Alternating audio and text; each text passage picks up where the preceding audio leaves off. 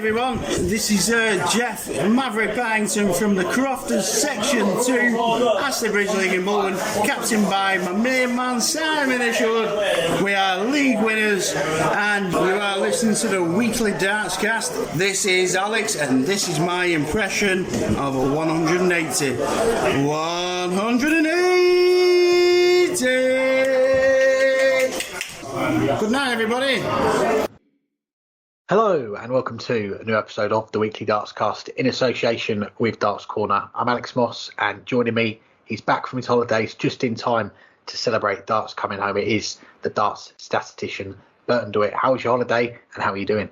Holiday was great. It was nice. I was in the southern hemisphere, so it was nice to leave spring, show up for autumn, see the beginning of winter, and get back for summer. Most people take at least, 12 months to get through all the seasons. I did it in 2 weeks, but it was a fantastic time. How are you, Alex? Yeah, I'm doing good, thank you. Good to have you back, and as always, plenty to discuss in the world of darts. We had the draw for the World Matchplay earlier today when we're recording this, and we'll touch on that a little bit later on. There was some juicy ties to talk about, but before that, let's take a look back at last weekend. We had the World Cup of Darts in Frankfurt, and I'm pleased to say darts is coming home this summer. Luke Humphries and Michael Smith regaining the World Cup for England. It's a first title for England in 8 years in the World Cup. But the question I want you to answer, Burton, is this going to be the start of a period of dominance again for them in the tournament? Yeah, and thank you for not asking about the United States' performance, because I probably would have hung up and taken another 2 weeks off from the show if you made me talk about that.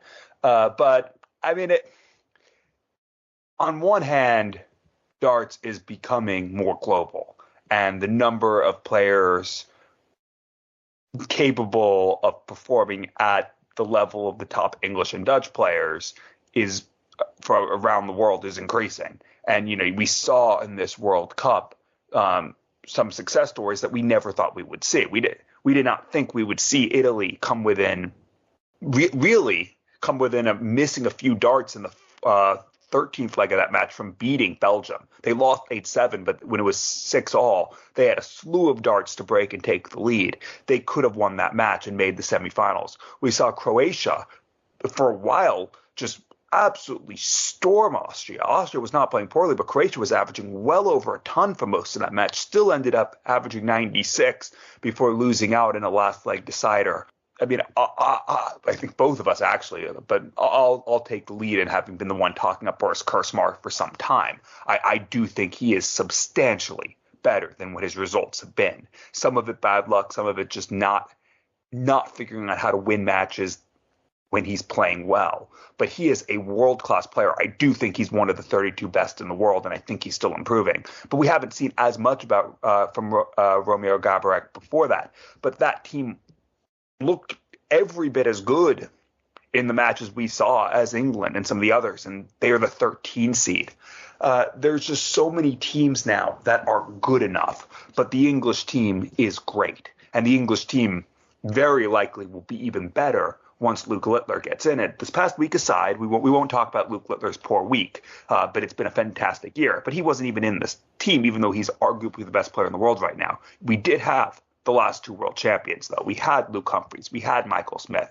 We had a Michael Smith who is more mentally strong than I think he's ever been. Even when he was finally broke through and won the Grand Slam and won the World Championship, he was not as mentally strong as he is now because he's gone through a drought and he's figured out how to pull himself out of that and get back and know that he's good enough. And you, of course, have Luke Humphries, who might not be as dominant as he was in October, November, December, January last year and this year, but is still playing as one of the best players in the world. They made a phenomenal team, and they had some phenomenal performances as a result. Okay, they struggled a bit against France, and that match was tight early on, but they blitzed a very good Northern Irish team. They beat a Scottish team that played its best match of the tournament in that semifinal, and they averaged over a ton with their highest average, if not necessarily their best performance in the final. I grant I didn't see the final, but I saw the statistics. I think the match, though, against Northern Ireland, they played even better. But they averaged over that ton and beat a plucky Austria team. this is as good as an English team has been in quite some time, and that's why they won the title. But I think there's just too many teams that are going to be of a similar level, and that means they'll be knocked off more often than a team of that caliber might have been 10 years ago. I don't think we'll have to wait 8 years for another title. I don't even think we'll have to wait 4, but I don't think it's going to be a period where we're seeing England win almost every year. There's still going to be teams that are almost as good, if not better, from year to year, and England will suffer their share of losses. But they certainly are the team to beat right now, and they almost certainly will be for the 2025 PDC World Cup of Darts.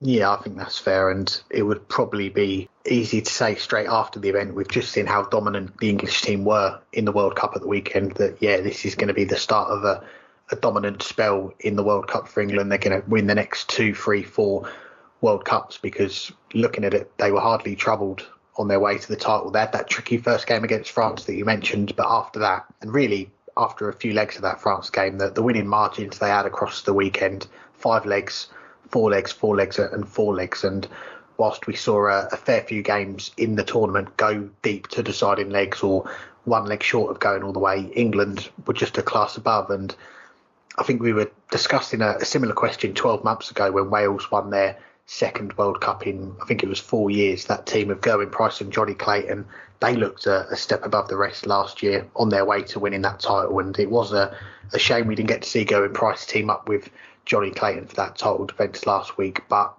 barring any illnesses or injuries, it's a pairing that you'd expect to have many more years together. Whereas with Humphreys and Smith, the current world number 1 and a world number 3, it's not a guarantee that they are going to be together next year, is it? And Humphreys, his place in the team, that's looking set for a few more years yet. But Michael Smith, the current England number 2, deserved his spot in the team. But this time next year, will he still be the England number 2? I think that's a question that is up for debate, because he's got an awful lot of prize money to defend during the back end of this year, with that Grand Slam title money, the World Championship title money set to drop off his rankings. So he is going to need to get back in the winner's circle in those singles major events if he is going to keep that ranking high enough to partner Luke Humphreys next year. And another debate as well, should the defending champions be the set team for the following year? Because we saw it in 2022, Gary Anderson stepping aside to let John Henderson partner up with Peter Wright so they could try and defend the title they won the year before. But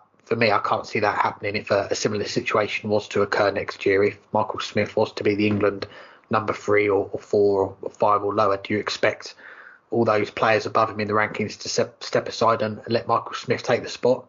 I don't think that's going to happen. So circling back to the question we started this conversation with, is this the start of a period of dominance for the England team in the World Cup? Well, the strength and depth of English players at the top of the PDC right now, I think you could make a strong argument that it could be. You've got Humphreys, you've got Smith, Rob Cross, Nathan Aspinall, Luke Littler, Dave Chisnall, Stephen Bunting, Chris Dobie, that the list goes on. And whoever it is who ends up being that partner with Luke Humphreys, who, let's remember, it was his debut in the World Cup at the weekend, and he took to it like a duck to water. He showed why he is the world number 1 in that final, the 113 individual averages, all those big finishes he had as well. Sometimes didn't even need them, but he was still taking them out pretty easily. He had 4 ton-plus finishes in the final. So if it is Michael Smith, if it is Luke Littler, whoever it is that's going to be partnering Luke Humphreys next year, they're going to take some serious stopping, and that is the England team. So, yeah, I think they've got a real chance of putting together a string of wins here. Well, of course, you would want them to allow players to come back and defend if they won it the previous time. Because it would mean 15 years on, Kostambe would finally get his return, because he was never given that opportunity, even though the trophy is named after him. But we're not done talking about the World Cup. It was a second World Cup final for Austria's Mensur Suljovic and Roby John Rodriguez 3 years on from their first. But a big 6 months coming up for both of them with their tour cards on the line. How crucial could this run be for them? Yeah, I think it could be very important for the pair of them. And when you look at the rankings, they're both in very precarious positions when it comes to keeping their tour cards beyond this season. I was just having a look at the post-World Championship order merit. You've got Mensur in 69th, Roby in 74th, so they're both below that cut-off line of the top 64, and as things stand, neither of them are in the World Championships. I think Mensah is just inside the provisional spots for the Players' Championship finals. I think he's only £250 off Ali Pali, whilst Roby, who didn't play the Players' Championships after the World Cup this week, he's a little way back on those events, but we have still got over half the Players' Championships to go and a few Euro Tours, so there's a lot of time left. But the run to the final, it has put them in those tentative spots for the Grand Slam, and it's not 100% confirmed, but you'd say it's unlikely they're going to miss out. We'd have to see winners and runners-up of the Match Play, Grand Prix, European Championships, World Series finals, all being players that haven't yet qualified for Wolverhampton. So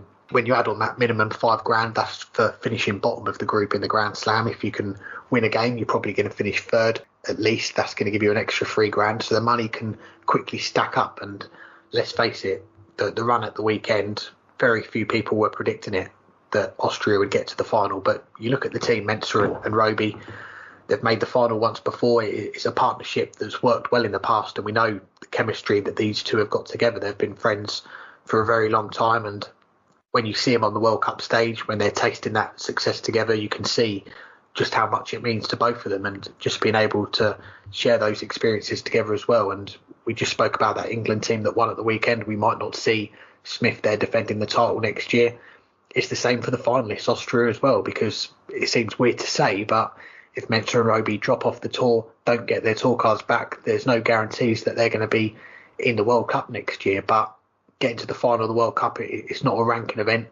They both, I think they've both got to take the positives from what they achieved, and some of the performances they put together as well. You see from our World Cup MVP poll, we've got Mensah Suljovic in that list of nominees. He was the star performer of that Austrian team at the weekend, but Roby certainly had his moments as well, particularly in the quarterfinals with Croatia and the semi-finals against Belgium. So yeah, I think it's given them I'd say an unexpected lifeline, I guess you could say, in that they're most likely going to go to the Grand Slam. But before then, they've got a lot of work to do. They've got to make sure that when they go to Wolverhampton, that's not the only shot they've got at a major. They've got to know that after this, they are going to be in the Players' Championship finals. They are going to be in the World Championship. So it's not just one big event they've got at the back end of the year. They've got two, possibly three, and then that does take the pressure off when they go to the Grand Slam, because they know they've got a few opportunities to bank that extra money. And if they can get to those events, then maybe the tour card takes care of itself. But yeah, there's certainly a lot of work for the pair of them to do now to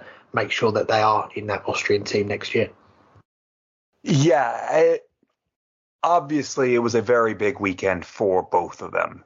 But it is a weekend that for Robijan Rodriguez came out of nowhere, and for Mensah Suljovic was certainly a bit out of line with what we've seen from him this year. It's been I'll start with Mensah. It's been a weird year for him. He's 84th in averages, just under 90 for the year. And yes, he didn't make the World Championships last year, but he was playing at a level that should have made the World Championships. And at the back end of the year especially, he wasn't winning matches, but he was playing probably the best of anyone on tour who failed to make the World Championships over the last 3 or 4 months of the year. Just couldn't figure out how to close out matches and ran into some big performances against him as well. But it's been a regression this year. But there's been times when he's been absolutely brilliant. You know, look at that match earlier this year in the Players' Championship against Dave Chisnell. He was down 5-0, won 6 legs on the spin to come back. He beat Michael Smith with a great performance. But on the other hand, 17 of his 29 matches this year in Players' Championship events, he's averaged under 90, losing 12 of them. He's not qualified for any European tours, which makes it remarkable that he's just outside the World Championship qualification spots right now. It's because he's won 15 matches in Players' Championships. He hasn't won his board, but he always seems to win 1 or 2 matches. But he had a missed opportunity this past week. You know, he didn't play all that well in 2 of his matches, winning 1 of them. But his best performance, 93 average, which used to be below average for Mensah. Right now, it's above average. Was against Kevin Dotes, who was trying to get to the World Matchplay. And he missed 6 match starts in that to close that match out and ended up losing in a last leg decider. It's just he's not been getting it right at the right times. And being that you would think he would have taken some confidence out of the World Cup, but to come back and only win 1 out of 3 matches and miss 6 match starts in the other. It seems like this past weekend hasn't given him the boost he needed. Roby John Rodriguez, on the other hand, he's 136th in averages this year, near the bottom overall, under an 86 average. He's only won 6 matches on the floor all year. They both have a lot of work to do to save their cards. Mensur, I think, has the better chance because he's in that race for the World Championships. As you mentioned as well, he's currently in the Players' Championship finals spots, courtesy of the fact that he's managed to win 15 matches so far this year, even though he hasn't won his board yet. But we're going to need to see more of the Mensur and more of the Roby John Rodriguez that we saw in the semifinals of the World Cup. 3-1 down against Belgium, where they just went on a blitz, reeling off 7 legs in a row. Mensur topping the table with his 11 180s over the course of the weekend. That's not something you ever thought you would hear. Mensur being a tournament's top 180 hitter. And a more on par 43.2% on the doubles. These stats courtesy of the Red Bit 180. 43.2%. That's what Mensur did on the doubles when he was at his best. That's obviously not what he did against Kevin Dotes. That's not what he's done in so many matches of the last couple of years, but he did in the World Cup. If he can find that level, assuming he's getting a lot of darts at double, he'll make the World Championships. And if he makes the World Championships, I think he does manage to save his tour card. But there's still a lot of work to do, and he's not in any of the Euro tours. And there's only a couple more opportunities to get to those. That's probably what he's going to need to do, is make a few Euro tours or have a very deep run in some of these Players' Championship events. You can't keep doing it with last 32s, even though he's so far put himself in that race. And if he doesn't make the World Championships, he's almost certainly not going to win his tour card or keep his tour card. And maybe this is the end of the greatest Eastern European player of all time. We're going to continue our look back at the World Cup in a moment. We're going to pick our MVPs for the tournament. But before we do, let's bring in our first guest on this week's show and what a week he's had on the Pro Tour, reaching back-to-back finals despite not having a tour card. Here's our chat with Wesley Plaisier. I'm pleased to say we're joined by the back-to-back Players' Championship finalist and the reigning World Master, Wesley Plaisier. Thanks for the time, Wesley. How are you doing? I'm fine. How are you? Feeling good. Had a couple of good days. Yeah, a couple of good days. It's great to get you on the show, and we've got to start with this week, those 2 Players' Championship events in Milton Keynes. You went there as a top-up player from the Challenge Tour. You made the final of both of them. A few days on now, how do you reflect on what you've achieved this week? I'm really proud about that, and I don't have any words for this because I'm happy to play the Pro Tours and try to win a couple of games, but never expected to get in the final twice. Well, we'll come back to those 2 finals a bit later on, but as this is the first time we've had you on as a guest, let's go back to the start for you in darts. Growing up in the Netherlands, we know it's a big country for darts. How did you get introduced to the game? Some friend of me told me there was a tournament a couple of minutes from our home, and he said I had to go with him one time and have a look if I liked it, and that's where it started. I liked it, and it started to get an addiction. And so what's the local darts scene like where you are? Are there lots of opportunities to play during the week and at weekends? Could you play most nights if you wanted to? I think especially in the summer, there are a lot of tournaments and rankings, so you can almost every day play a tournament or anything. And in the winter times, there are competition, and I play in three different teams from 3 different. How do you say that? 3 different leagues. Yeah, sorry. Yeah.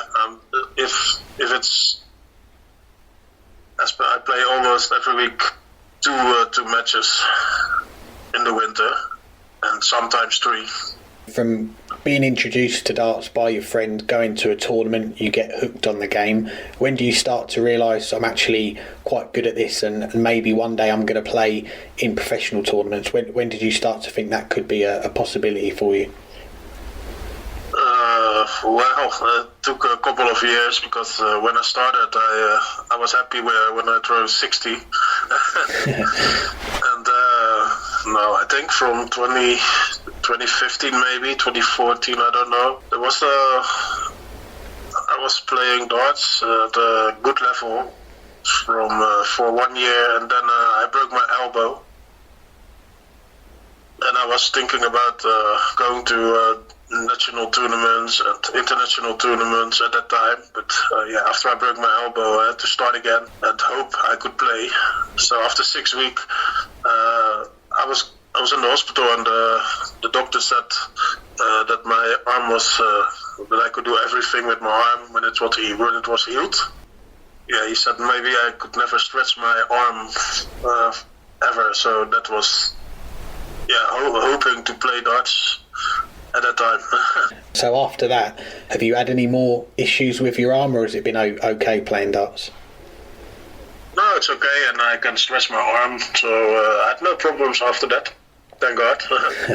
But no, then I had to take 2 years because I didn't play for 2 months, and I had to find back my level, and it took I think 1.5, 2 years. And then I finally won a tournament out of nothing, and then it started to get better and better. Well, the first time a lot of darts fans will have seen you was the Euro Tour in 2019. Before then, you mentioned you won one of those tournaments there. What were the main highlights for you in the early years playing darts that you're most proud of? Yeah, that's a good question. I think just winning some ranking tournaments, and I think I won one big tournament, so that was one highlight, but not as big as like the big championship, but just a big tournament around our neighborhood. So you win those events, you then make that jump to playing on a stage in the PDC. How did you find that jump, and also playing in things like Q School and the Challenge Tour? Did you think that's where I want to be, or did it take some time to get used to that high level and get your game to where it needed to be as well? It took some time because when I played the local tournaments, of course, I played really good and I won a lot of tournaments, and then I started thinking about again going to the national tournaments and international.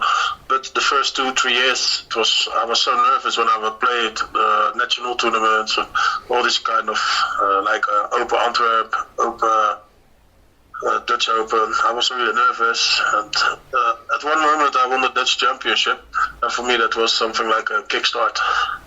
Fast forward to 2022, that was a big year for you. You won your first title on the Challenge Tour, the Euro Tour. You're making a quarter-final, and you come within one win of qualifying for the European Championship, which without a tour card would have been some achievement. How disappointed were you to miss out by that fine margin? A little bit disappointed because Philip told me on the stage that I was qualified, and of course I was not angry with him, but of course I was a little bit disappointed because he told me, and I was so happy. And then he come to me backstage 5 minutes later. He said, "Sorry, I'm wrong. You have to win one more match." Yeah, I missed it on countback, I think. So I was a little bit disappointed about that. But of course, proud of what I achieved that year because I played really good on the Euro Tours and got some good results. Yeah, some great results, and the player who's now world number one, world champion, Luke Humphries, he said on stage after beating you in that last Euro Tour that you'd get a tour card in 2023. When you hear players of that calibre say things like that, how does that make you feel? Proud, of course. It's how can I say that? It's like nice to hear from a player like that. Some big words like that. It's nice, really. And then I started, and then I won the World Masters after that, and then the pressure got to me. I think at the first time I played the Q School after that. Yeah, I was going to touch on the World Masters. Not long after that Euro Tour, you went and won one of the biggest titles of your career on home soil as well, the first Dutch winner since Michael van Gerwen of the Masters. What did that win mean to you? A lot. Really a lot, because I never would have dreamed about winning a major in my life. But everything came together that weekend. I I was really, really proud. And, it was, of course, it's still my biggest win of my career. And now the two,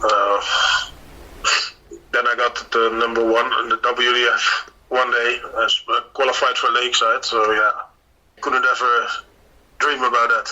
And we heard recently as well the news about the World Masters coming back in October. We didn't have one last year. You're still the defending champion. Are you going to be going to Hungary to try and defend that title? Yeah, I will, of course. It's one of the biggest tournaments of the WDF, and I want to be and I want to play that. So I'm definitely going there. Glad to hear it. Well, let's get on to last year, and it started with that disappointing Q score. You mentioned a moment ago about feeling the pressure. How tough was it to get over that Q score? Because I'm sure you were aware there was a lot of people that were expecting you to get your tour card last year. Yeah, to be honest, I didn't get to the final stage, so that was the hardest. Because I expected to go to the final stage at least. But I was really devastated about that, and it took a couple of months to get over it. But at the end, I think I had a good last half year. Yeah, you bounced back well from it because you had that second title on the Challenge Tour, and then in September, what a run you had on the Euro Tour, getting the better of Luke Humphries, getting to the semi-finals, just being pipped in a decider by Stephen Bunting. How did you reflect on that weekend? It was one of the best weekends I ever had. With winning against Luke, who was, in my opinion, the best player on this planet for over a year maybe, but he only had to win one major, and he did, and after that he got a world champion. I think after the loss against me, he lost only one more match on the stage, so in that year, so I was really proud about that achievement. Well, after that we see you back on the stage at Lakeside for the WDF World Championship, and you said it was a dream come true. You'd watched Lakeside as a teenager, you wanted to play there one time. What was that experience like, fulfilling that dream of playing at that venue? It's a legendary venue, of course, and I was really happy to play there and enjoyed every moment. And of course, I was disappointed when I lost the quarterfinals, but after all, when I got home, I was really proud I achieved at least the quarterfinal, because that was a goal I had for myself, getting to the quarters at least, and then hoping I could go further. But no, quarterfinals was I was happy about my first World Champs. Well, let's circle back to this weekend. You arrived in Milton Keynes with some good form behind you. You just won another Challenge Tour title a few weeks earlier. What were the expectations going into those two events? I go there, and for me it was only try to play my own game and hope I could win a couple of matches, so I could get a couple of pounds on the ranking. And of course, you always hope to win a tournament, but never expected to get into that finals. And I played two great games, but my opponents were even better, and I lost fair and square. Yes, two brilliant finals, and just going back to the early stages of Tuesday, the second round, 5-2 down to Adam Hunt. He's throwing at a double to win 6-2. He misses, and you come back and win 4 legs on the spin to win it in a decider. And we see it so many times. A player survives a scare early on and then goes on a big run. After that game, did you think, I need to make the most of this now, or were you just relieved to get through? How were you feeling? I was really relieved to go through, because I didn't expect the chance, because you had 3 match odds for 6-2, and I thought it was over. And then I got that one chance and I took it. And who knows what happened if he would have thrown it. I think I didn't even get to one final maybe. But now, that was maybe the match I needed to win. And just had to be. What a run it was on Tuesday, beating the likes of Stephen Bunting on the way to your first Pro Tour final. What was it like stepping up to play that final with Ross Smith? You'd started the day, it was very busy in the venue, 128 players, and now it's just you and Ross there in the final. Of course, a little bit surprised by that, but no. to be honest, I was really nervous, and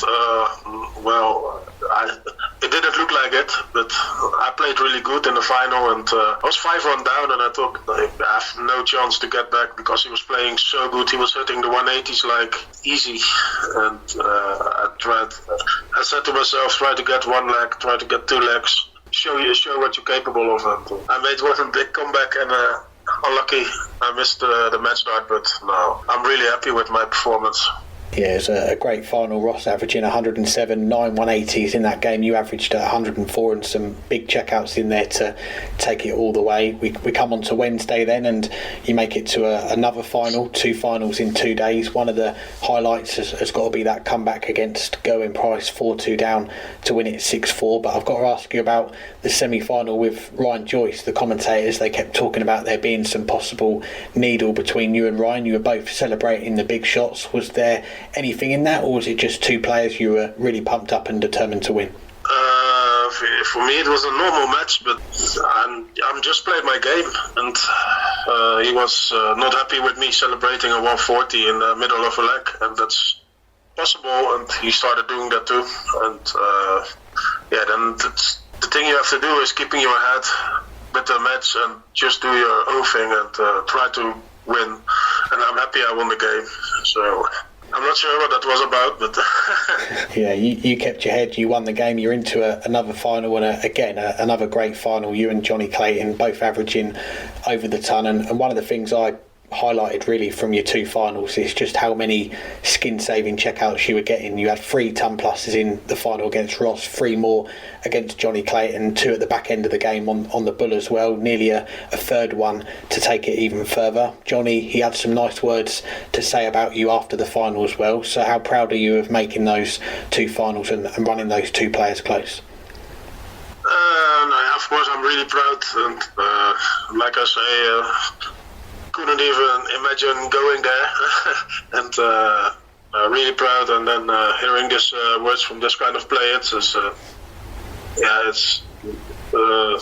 good to hear. And, I lost against the 2 best players on those days. And for you now, have the goals changed for the rest of 2024? Obviously, there's going to be a lot of people looking at it going, you're in a great position to get to Ali Pali, the Players' Championship finals. You maybe have a chance of getting in that top 64 and getting your tour card that way. So how do you look at the rest of 2024 now? Of course, trying to play as much Pro Tours as I can. As soon as I get invited, I want to go there always. And of course, a couple of WDF tournaments, the Challenge Tour. I'm gonna play. Hopefully the World Championships at the end of the year. I might play the Lakeside. I think I'm almost secure the place there, but would be great to get to Ali Pali.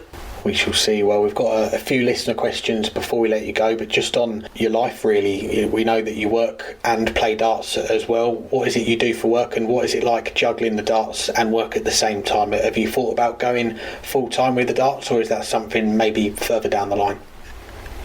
I'm working as a warehouse worker and driving a forklift, and I want to keep on working, and I like the work I do. I have my at work they always cooperate if I have to play darts, so that's good. That's fine, and I'm happy with that. Glad to hear it. Well, a few questions from our listeners. We've got one from Taylor Mills who wants to know, who is your favourite player growing up? When I grew up, who my favourite player was? I started watching the darts because, of course, of Raymond van Barneveld. He was the one who started it in Holland. So I think I have to say Raymond van Barneveld and Wayne Mardell.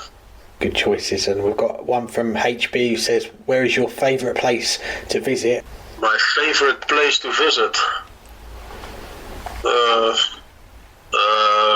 I think for the darts it's the Bonte Wever in Austria, because I have some good tournaments over there, like the Dutch Open and the World Masters, of course. And like on a holiday, I didn't go that much on a holiday in my life, but I think I have to go with my Maris then. Very nice. And the last one is a tough one from Aaron. He says, would you rather fight 5 Darren Webster-sized Wesley Plaisiers or 1 Wesley Plaisier-sized Darren Webster? That's quite a crazy question. I really don't know. I'd rather don't fight. Excellent. Well, Wesley, it's great to get you on the show. Appreciate you giving us some of your time. Congratulations on those 2 finals this week, and we wish you all the best for what else is to come in 2024 as well. Thank you very much, and thank you for your time also. Thanks again to Wesley for joining us. Now on to our question of the week, sponsored by Condor Darts. Going back to the World Cup, who was your World Cup MVP? The options we've put on our poll: Luke Humphries, Mensur Suljovic, Josh Rock, Jeffrey de Graaf, or are you going to go with someone else? I mean, I think those are very, very good options. I mean, I'll start with just talking briefly about Jeffrey de Graaf. He's obviously been a revelation this year. There were signs that this was going to be a breakout year for him coming back on tour. The limited times we saw him last year on the Euro Tour at the World Championships, obviously as well, if you were following the Nordic and Baltic Tour, he looked a different player. He looked a more complete player than he had ever been before. And he's only gone from strength to strength so far this year. So it wasn't surprising. It might be surprising that we're putting his name out there on that level, but he's clearly the best he's ever been, and he was brilliant this past weekend, and carried Team Sweden to the brink of the semifinals. I think they were the better team than Scotland. They just couldn't get it done in that match. But he's a phenomenal player, and I don't think we've seen the best from him yet because he is still improving. But I don't think he was the MVP. He didn't have the best leg in that last leg decider, and it showed. And they had the slow start, even though they had the darts, and that's why Scotland got over the line. Josh Rock, I mean, it was a few months ago that we were saying Josh Rock, still needed to show that, that he could still get to those heights of his first year on tour. He's getting back there. He averaged nearly 98 over the course of the weekend, was solid all the way through. But again, lost in the quarterfinal. It's hard to call someone an MVP when they've lost that early.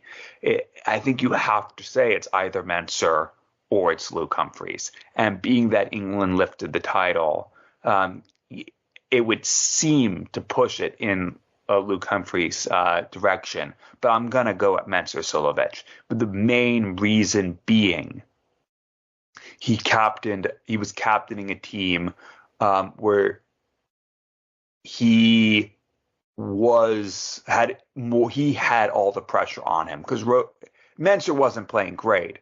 And Roby's finishing was fantastic, but Roby had no confidence coming into the week. He obviously still has no confidence. And Mensur just did all the right things at the right time. Not just did he throw the most 180s, but almost all of them were key at key times in the matches. Had a couple late in the match against Croatia to turn that match around. Had a couple killer ones against Belgium as well to really pump Team Austria up and get that comeback going.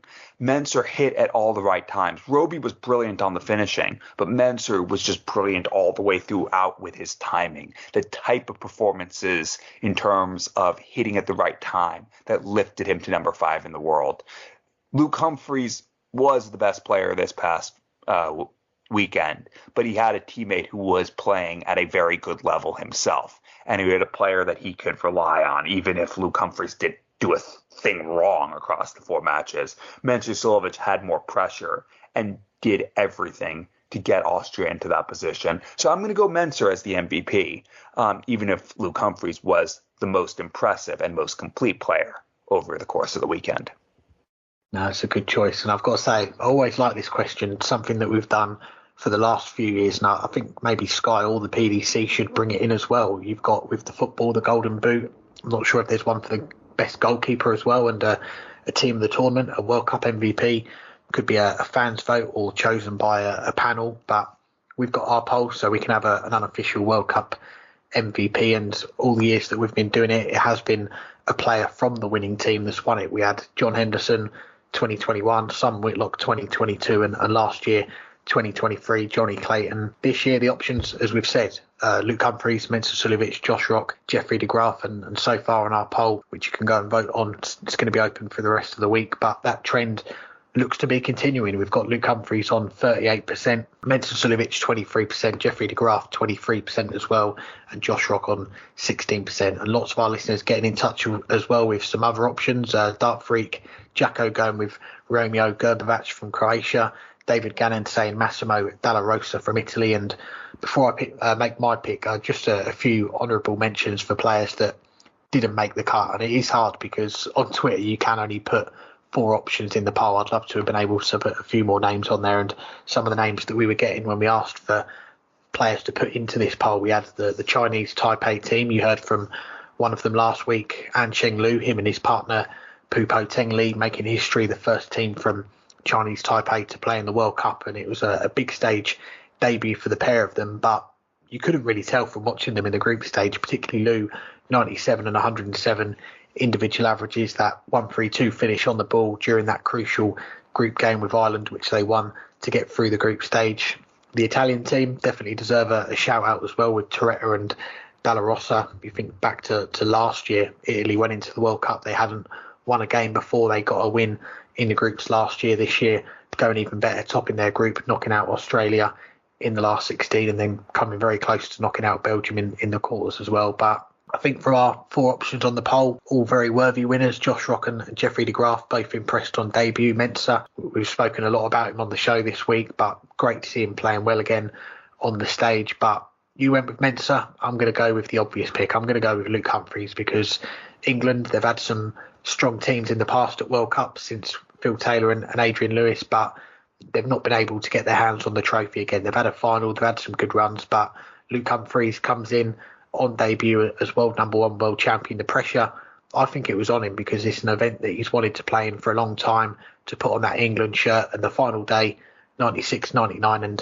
113 averages for him, and to perform at that high level on debut and to take to the tournament so well. It's such a different tournament, playing pairs all the way through. It's not singles anymore. So for me, I think he's come in, he's made that big impact, he's walked away with the gold medal and the winner's title.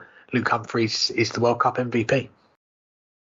Well, enough talk about the World Cup. There were, as we alluded to as well, 2 Players' Championship events this past week in Milton Keynes. The last 2 events before the cutoff for the World Matchplay. So if you want to hear us talk about the World Matchplay, we will come on to that briefly after our next interview, but more of our World Matchplay preview will be coming over the next couple of weeks. But let's talk those Players' Championship events, and particularly from non-tour card holder Wesley Plaisier. Obviously, Tuesday, 3 of the 4 semifinalists didn't have tour cards. It was a bit more to form on Wednesday, except Wesley Plaisier still made a deep run.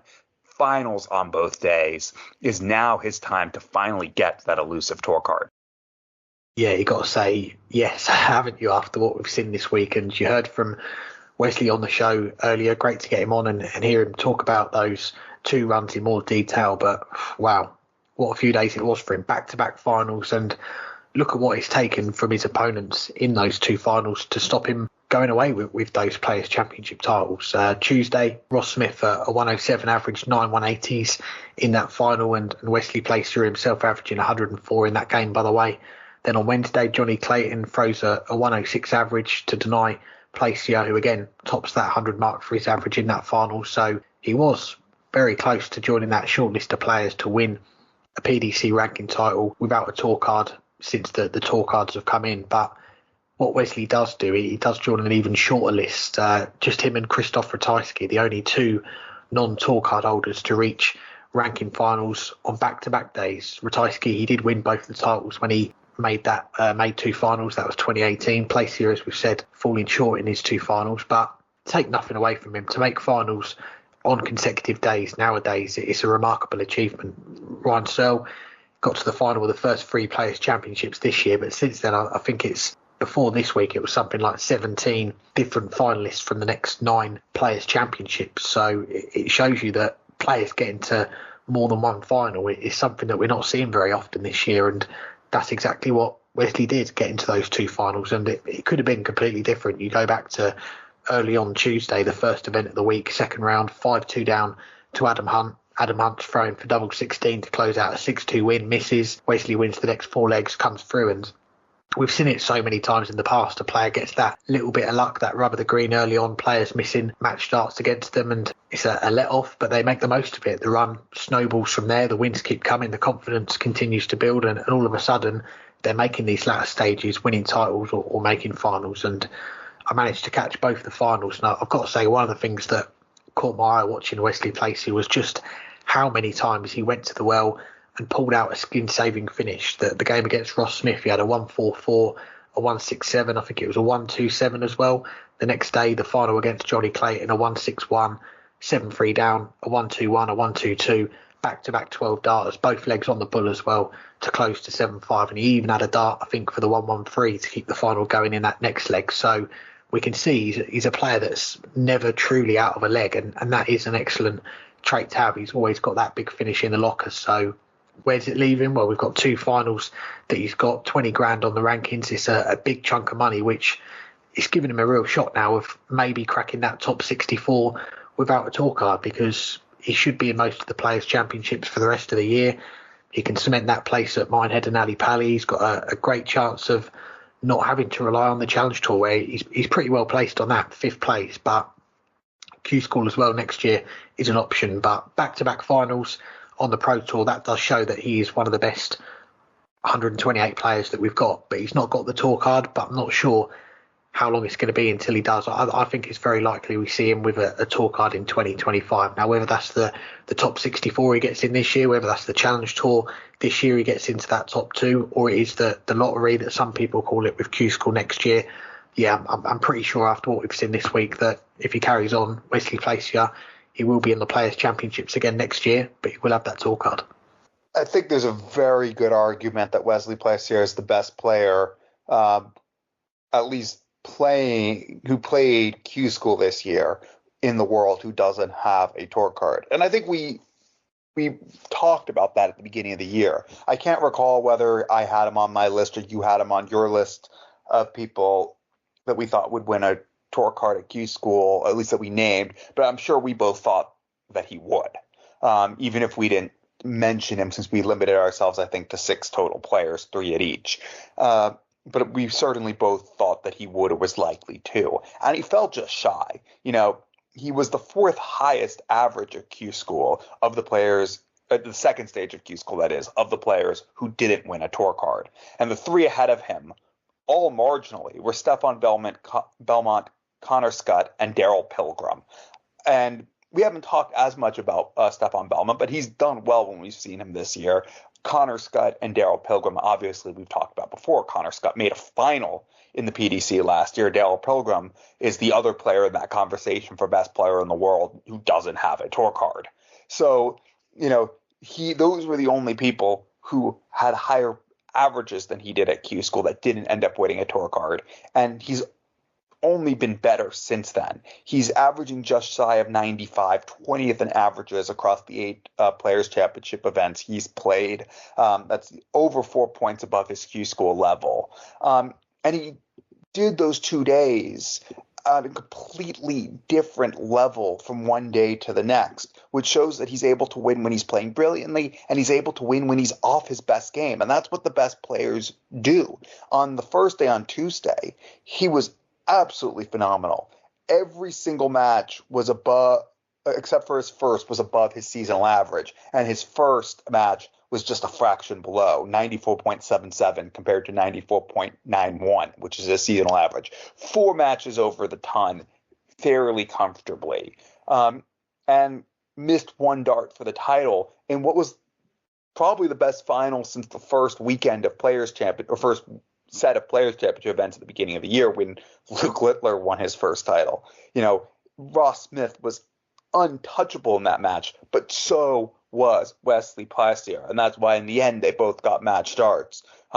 Plaisier a little lucky to get some after Ross Smith missed 3 title darts, but just narrowly missing tops for himself to win the title. But then on Wednesday, he was not at his best. Other than the final, every single match was below his seasonal average, many of them significantly. He did not play well against Steve Beaton. He did not play well against Graham Usher. He hit at the right times against Gerwyn Price, coming back in that match from 4-2 down, but Price fell off his game. He was able to win those 4 legs in 18, 15, 16, and 17 with against one of the best players in the world. So he did get fortunate in that one, but he hit when he had to hit. And to be able to make the final on consecutive days is obviously very impressive. But to be able to do it on that second day when he was far from his best, I think is the more impressive thing, because he has that confidence in his game and he's getting better and he's figuring out ways to win matches. That's what professionals do.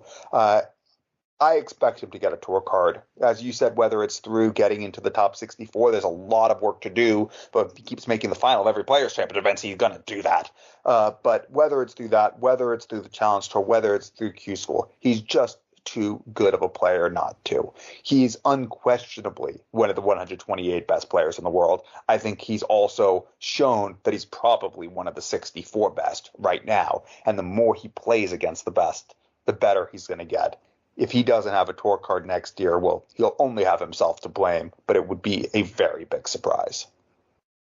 And now we'll move on to our final guest on this week's show. He also had another good week in Milton Keynes, getting to his first Players' Championship semi-final. Again, another player without a tour card. Here's our chat with Cam Crabtree. I'm pleased to say we're joined by the Players' Championship semi-finalist and a 2-time Challenge Tour title winner, Cam Crabtree. Thanks for the time again, Cam. How are you doing? I'm okay, thank you, mate. How are you doing? Yeah, doing well, thank you. And there's only one place to start, and that is with Tuesday this week, reaching the semi-finals of Players' Championship 13, and as a top-up player from the Challenge Tour. A few days on, how do you reflect on what was your best run on the Pro Tour so far? Yeah, it was really good. I beat some, everyone on the Pro Tour is good, but I beat some exceptionally good players, which is always nice, and it's a good sort of confidence boost. Yeah, it's a bit of a shame I couldn't go further, but Wesley was ridiculously good on Tuesday, and then he did the same on Wednesday. He had a great 2 days, and he's a great player as well. So I think it just shows the strength of the Challenge Tour, and he made the semi-final with us. So I think it shows that it's not. There are some good players that aren't in the top 128. Definitely, and I mentioned you were one of the top-up players getting that invite via the Challenge Tour Order Merit, where you are currently 18th. How late did you find out that a space had opened up for Tuesday? And I guess it was handy for you where the events were being held this week as well. Yeah, I got called at 6 o'clock on Monday evening, and it was my sister's birthday, so we were actually out for dinner. And so after the meal, I just rushed off. That was in South London, so I rushed back to North London where I live, and then went straight up to Milton Keynes. So I got there about 11:30, I think. I was fortunate that it was so close, but it was quite a late call, yeah. And looking at your run on Tuesday, you said you beat some great players. What a start to the day you had. That 99 average 6-0 win against Keane Barry, a 97 average to get past Danny Noppert. Were you feeling good going into the event despite not having a lot of time to prepare for it? Well, I've been a bit inconsistent lately, maybe. I had a bit of an issue with my darts, so it landed differently. So I didn't really have any expectation. I just went there and thought, if I can win one game, it makes my trip worthwhile.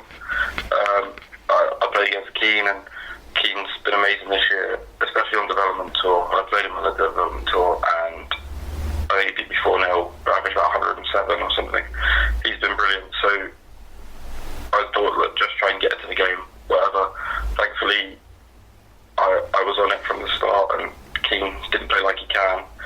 And then playing someone like Danny Noppert, you sort of approach it in exactly the same way. You just didn't go in there leg by leg, try and work your way through. And fortunately, I played well again, and Danny probably didn't play as well as he can, but yeah, I took my chances, and was sort of the story of the day for me. Yeah, and the third round you beat a friend of mine, Rhys Griffin, 5-3 down. You come back and win it 6-5. Then you get past Kai Gotthard, another Challenge Tour player, 6-4. You're into, I think, your third Players' Championship quarter-final. Did you get a sense then that there was more to come that day?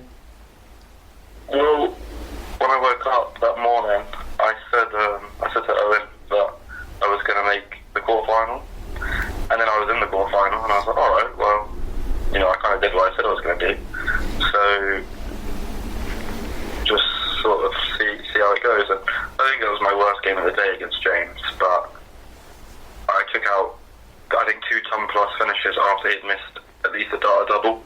And that, you know, against someone that is arguably the best finisher in the world at times, that's not really something that I expected to get the chance at, but I had to take those out, otherwise I would have lost. So that was it was a tough game, but it was, you know, it was a great win for myself.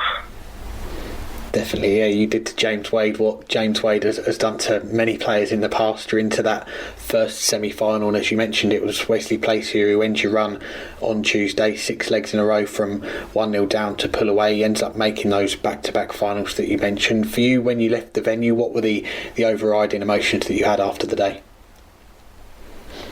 I was very pleased with my result, making a semi-final. You know, I don't think anyone had me down, probably, other than, I know I said that when I got there it was just about winning one game. Obviously I believe that I can do more than that. I believe I can make the quarters, semis, final, and so on. But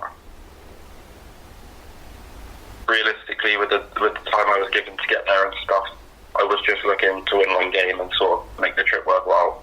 But I felt obviously very pleased with the result. It's a bit weird because I did feel kind of gutted that I'd lost in the semi-final, but that was more gutted because I would have loved to have been in the final than gutted because I felt like I should have been there, because Wesley was, I think his double was, it must have been first or second dart for the first, I think after it was like 1-1 or something, but the first or second dart for about 4 or 5 legs, he was relentless and he fully deserved to go into the final, and he was very unlucky in the final.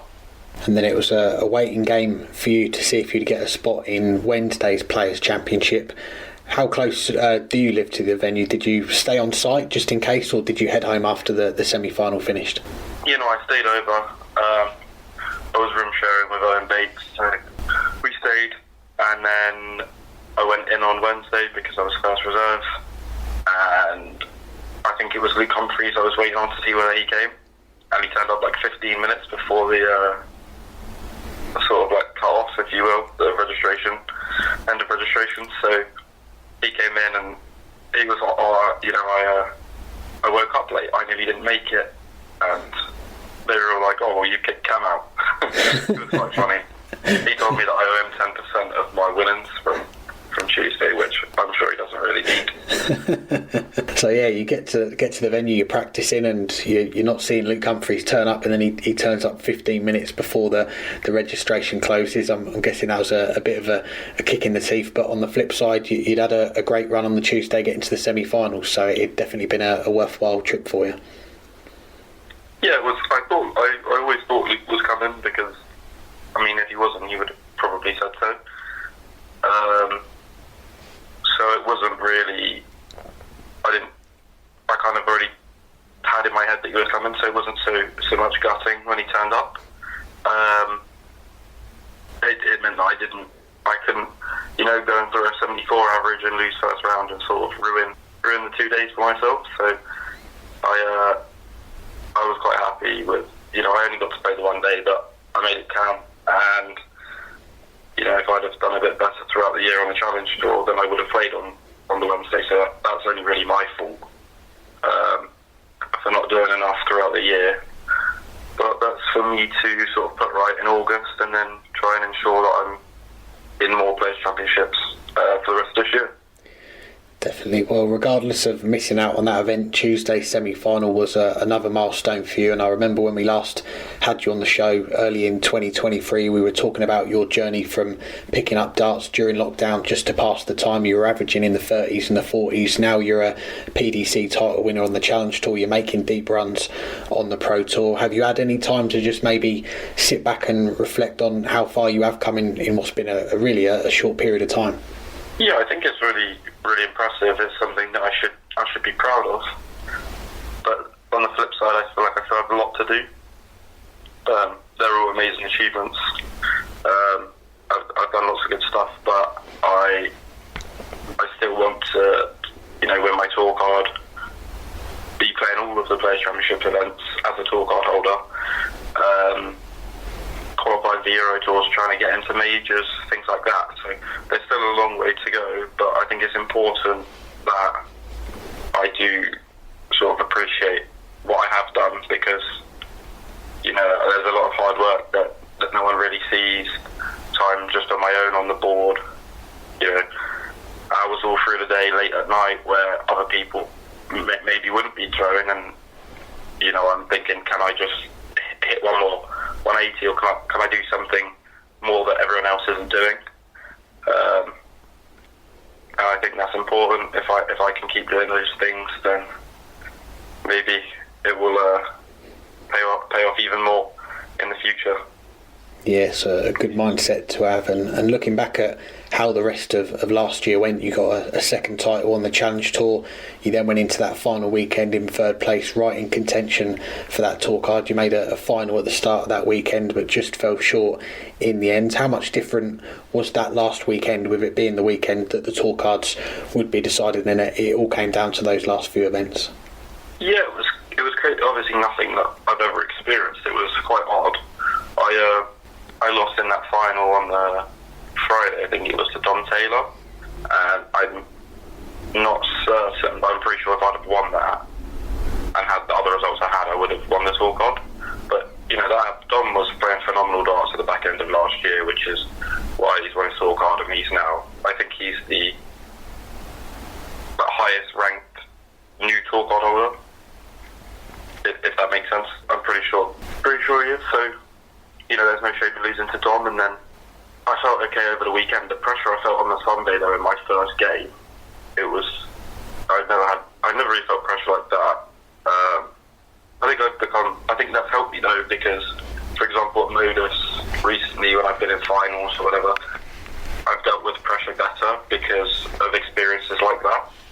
But the first time ever under that sort of pressure, I was surprised that I got as far as I did on the Sunday.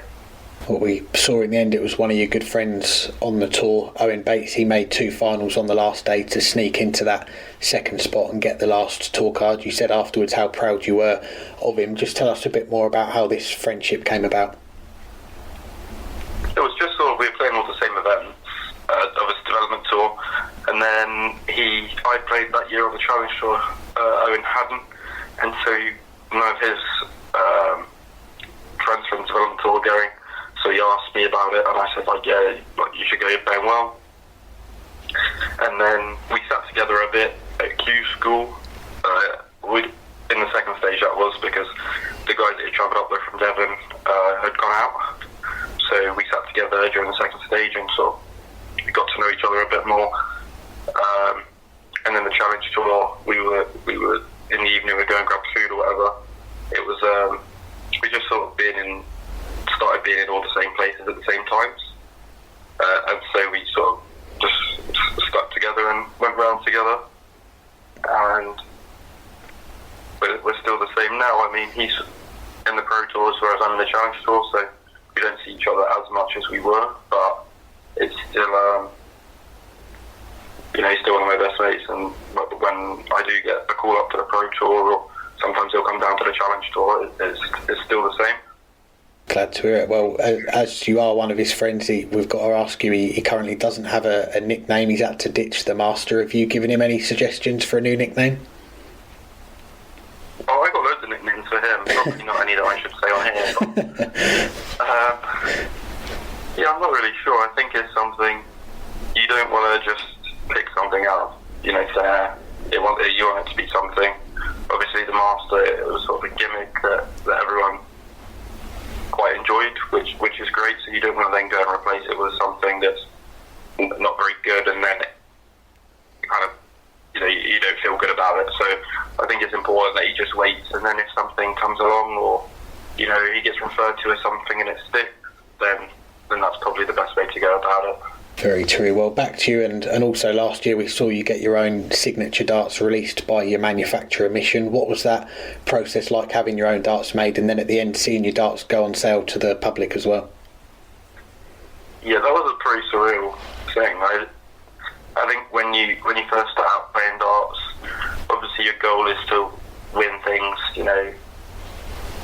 maybe development tours, challenge tours, Pro Tours, WDF events, whatever it is that you're playing in, even local comps. It's just about winning. But being signed to a company like Mission is an amazing thing, and I'm very privileged that Mission sort of took me on, and then to see your dart be released, and the boxing's got your name on, and you go out maybe to local league or to a comp and you see someone throwing your dart.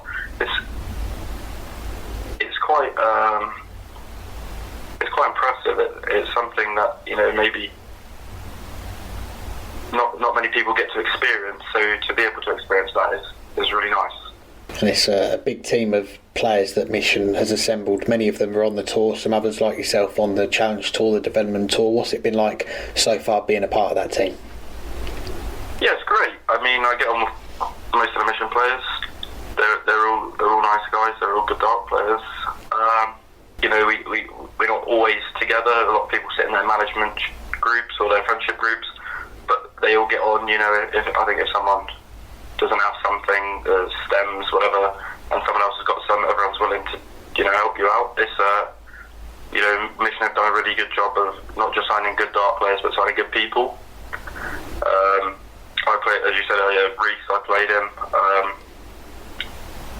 in the Pro Tour, and he's with Mission. Reese is one of the loveliest guys on the tour. Really nice guy. Even after the game, it was 6-5. It's a tough one. Maybe he's probably going to look back at that and think, this is where I went wrong. I could have won the same way I would if I'd have lost that game. And still, 2 or 3 times after the game before he left, he come over, put his arm around me, sort of, well done mate, keep going. And that's all you can really ask for. You don't want there to be any animosity in the room, and none of the Mission guys ever really have that. So I think that's something they've done really well. And one of the players on the books at Mission you must be a fan of is because you've got a pair of socks with his face on, Martin Lukeman. Talk to us about where those socks came from. I played Super League with Martin. So we got the same manager, and we played Super League together in Middlesex. Played for Middlesex as well. So it was a Christmas present from him. He got me a pair of socks with his face on. You can't see where I wear them because it's at the top, but it says Martin is number 1. And then he bought himself a pair of socks with my face on that say Cam is number 2. Because at Super League, if ever I average more than him, I'll make some joke and say that I'm the number 1 player in the team, which I think is probably world ranking, would argue quite strongly and win the argument with. So yeah, it's just a bit of a joke. I get on really well with Martin. He's a great guy. He's doing very well for himself, and it's nice to have someone like that is sort of just down the road and I can get on with, and if I need any advice or help, he's always there to be that guy. So yeah, Martin's brilliant.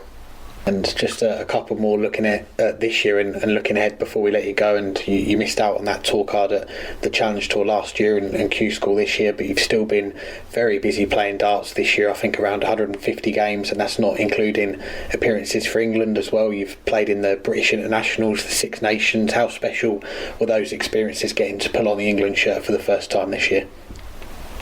Yeah, it is very special.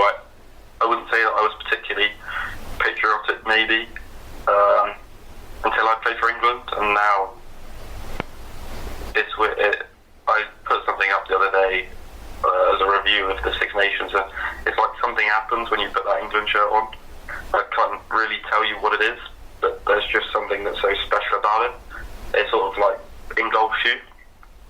and England go to the Europe Cup in September. The team hasn't been announced yet, but I hope to be a part of the team, and I'm sure that they will do well whether I'm part of the team or I'm not. So yeah, it is a really special thing and something that not many people get to do. So I'm very grateful for that opportunity. And just lastly, looking ahead, still lots to play for this year. The Modus Super Series, the Challenge Tour, Development Tour, any other Pro Tour call-ups that come up. Is there anything else you've got your eye on for the rest of 2024? I would like to move myself up the Challenge Tour rankings to try and get into a couple of Pro Tours. The Development Tour, I missed a weekend for the Six Nations, so that's probably hindered my chance of the tour card or the world spot from there, but I will still, if I win two at the next weekend and I'm straight in the race, so that would be my goal really, just to, win an event on the Development Tour, get myself in and around it, because as we saw last year, on the last day of the Challenge Tour, Owen was 5th or 6th, and he came in and won the tour card, so I'd like to put myself in a spot where I'm challenged for it on the last day. And as far as Modus goes, being that close to being the series winner last time, I would like to go one step better. Obviously my goal is to win my tour card in January, so if I could get my name on that trophy before I win my tour card, then that would be amazing. Well, Cam, it's always a pleasure to get you on the show. We appreciate the time, and congratulations again on the run to the semis this week, and wish you all the best with those goals and what else is to come in 2024 as well. Thank you very much, mate. Thank you for having me on. Thanks again to Cam for joining us now. Finishing up the show, we've got the mailbag in a moment, but before we do, the draw for the World Matchplay was made earlier today when we're recording. Full preview is going to be on the show next week, but we'll touch on it quickly. Which ties jump straight off the page for you?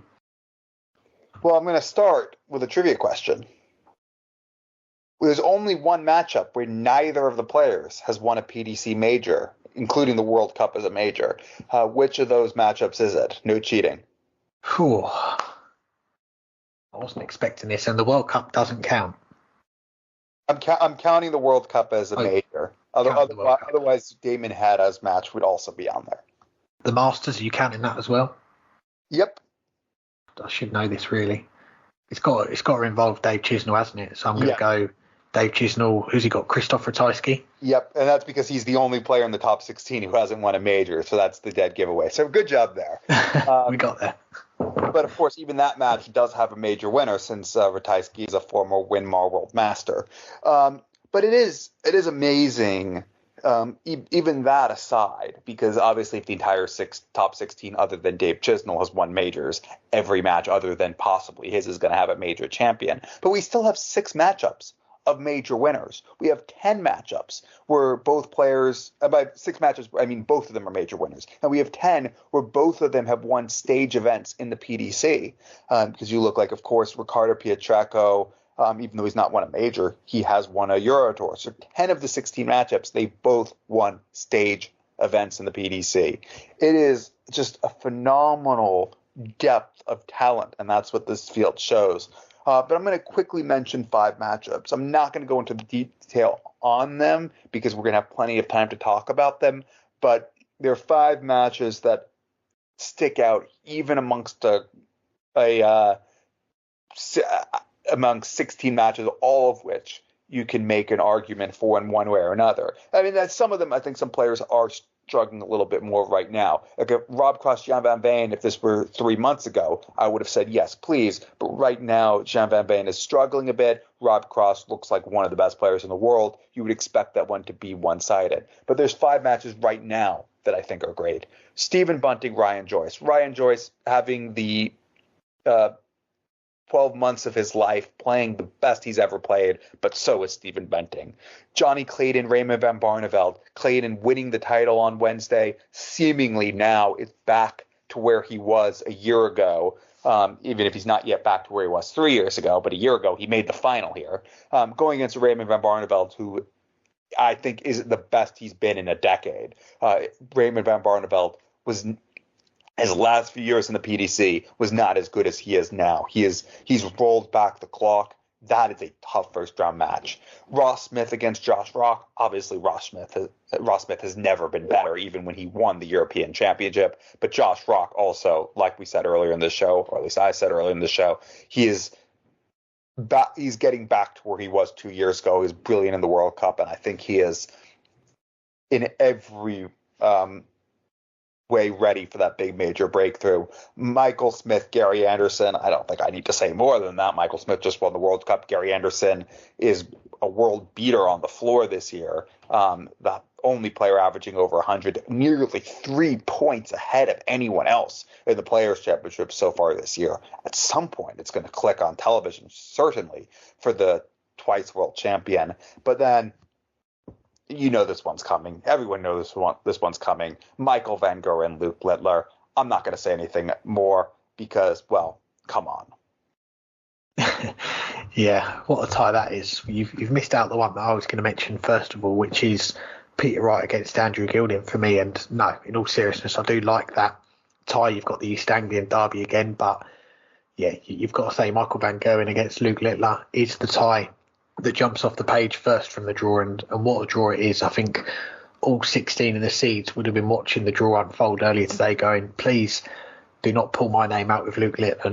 Not just Littler though, there's a few other names in there that you'd want to avoid in round one, but to have the Premier League champion, the World Championship finalist as an unseeded player, I think the term is dangerous floater in the draw. You don't expect Luke Littler to be in that bag of balls for the unseeded players next year. He is going to be a seed for the World Matchplay in 2025. But for 2024, he was one of the names to try and avoid. And as luck would have it, he's been paired up with one of the biggest names in the game, the world number 2, Michael Van Gerwen, the 3-time winner of the Matchplay. Personally, I was hoping for a Luke Humphries, Luke Littler first round and a rematch of those Premier League and World Championship finals. But this isn't a bad result, isn't it? It's going to be a 10th meeting already this year between Littler and Van Gerwen, but I think there's going to be a lot more hype around this one. You've got Littler making his match play debut. You've got Van Gerwen, who's going to want to put the teenager in his place. It's a tough ask considering how well Littler's done on debuts. Ali Pally, the final, Premier League wins it, Euro Tour wins it, Players' Championship wins it, World Series wins it, Winter Gardens. We'll see if he can do the same again, but beyond that tie, yeah, there's plenty more to get excited about. That Michael Smith, Gary Anderson tie, probably next on my list for the most exciting games in the first round. We all know how well Gary Anderson's playing. He's in some of the best form of his career, and he's up against Michael Smith, who is going to be full of confidence. He's just won the World Cup with England, and there is going to be, I think, that added extra incentive now for him to have that big second half of 2024, especially in the major events, because he's going to want to keep that high ranking and keep his spot in the England team. And yeah, they're 2 first round games that could easily be finals. Smith and Anderson, I think we've seen them play in the semi-finals of the match play before. I think 2020 when it was behind closed doors and that one went all the way. So yeah, we'll have some more of that. And I'll give one more pick as we have got that full preview coming next week. But you mentioned it, Ross Smith, Josh Rock, that could be fireworks. 2 recent winners on the Pro Tour, both massive scorers, and we don't know the schedule yet, but I'm going to predict that game's going to be on the Sunday afternoon, so we're going to have a treat for that one early on to watch that game before the final of the Euros later that day when England bring football home. And yeah, I realised I've just jinxed it now as well. Yeah, I wasn't going to say anything, but instead. But as I said, we'll be previewing more of the World Matchplay in the weeks to come. Obviously, the big event of the summer, arguably the second biggest event on the PDC calendar after the World Championships, but we have time to discuss that. But we'll finish off with one question out of the listener mailbag. This one comes from President Camacho. Think there could be an appetite for a mixed doubles tournament? Yeah, sure, why not? I think the main issue that you're going to have with bringing in these new tournaments, and you've heard it in our chat in our chats with the PDC Chief Executive Matt Porter on this show, is that where do you fit it into the calendar? But I'd like to see it personally. I think it could be an event that maybe brings the BBC's interest back as a broadcaster for darts, having 4 of the top male players partnering up with 4 of the top female players. Just thinking you could have Luke Humphries, Luke Littler, Michael Van Gerwen, Michael Smith, for an example, with Fallon Sherrick, Bo Greaves, Lisa Ashton, maybe Mikuru Suzuki as well. You could play it over 1 session or 2 sessions. I could see it working. And again, it's more exposure for the ladies players on that big stage as well. So if the PDC can fit something in like that into a free weekend, or I don't know, even thinking out loud, I don't know how many of our listeners remember it. The PDC did a charity event. I think it was the night before the Grand Slam on the Friday night. It was shown live on ITV. You had a dart player teaming up with a celebrity. I think it was 8 pairs, and they played a tournament from start to finish. Maybe they could do something like that, a curtain raiser before the Grand Slam. I don't know what the best way is to fit it in, but I think a mixed pairs tournament, yeah, it could work well. Darts is a sport that we've seen it before. The men can compete against the women. We've seen it many times before, and it's I think it's a USP. So why not highlight that even more? Make a mixed pairs event where you put the men and women teaming up with each other against each other. Yeah, let's make it happen. Or you could even do it at the World Matchplay. Make it be the 4 semifinalists from the World Matchplay playing on Saturday afternoon against the top 4 players on the women's series, and then come on Sunday, have the entire women's tournament in the afternoon and the final in the evening. That could be the perfect time to have it, because you have those players all there anyway. I never thought of this idea before seeing this question. The question is, could there be an appetite? I do think there could be an appetite for it. I think it's relatively niche. I think it's more, something of a curiosity. But I think it would be an interesting idea to grow the women's game and bring a little bit more attention on to the women. Obviously, having the top 8 playing the Women's World Matchplay in Blackpool on Sky gives it a platform. But maybe also having that mixed event alongside it, especially right before it, where you have the 4 semifinalists from the World Matchplay, will give it that little bit more attention than it otherwise might get, and might even lead to some people tuning in on Sunday. Who knows? It's an interesting idea, not one I had thought of, but one that I think could be worked out and worked in a way that could be beneficial for the growth of the game and could get some attention. But anything else for this week?